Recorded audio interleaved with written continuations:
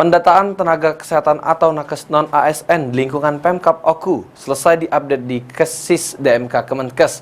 Namun para nakes tersebut belum bisa mengikuti seleksi P3K tahun ini karena ditunda.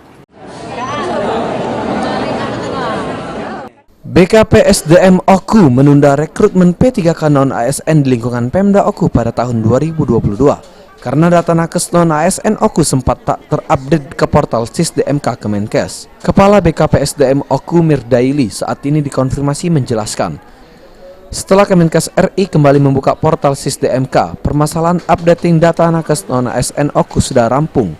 Kini tinggal menunggu hasil verifikasi dari Kemenkes. Meski sudah dilakukan updating, rekrutmen P3K non-ASN 2022 tetap dilakukan penundaan. Tetapi untuk penerimaan, ya karena kemarin kita sudah batalkan secara otomatis portal di Kemenpan kan juga ditutup. Daripada kita kemarin uang luar bisa masuk, kita tidak bisa masuk. Nah kemarin kita koordinasikan ke Kemenpan, Menpan menjawab bahwa kalau untuk pelaksanaan penerimaan di tanggal 31 ini kalau tidak mundur lagi akan ada rapat koordinasi lagi untuk masalah formasi. Untuk kuota formasi rekrutmen P3K nakes non-ASN yang sudah ada di tahun 2022 sebanyak 249 akan dipertahankan.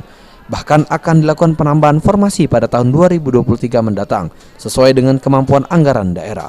Ari Pranika, PAL TV.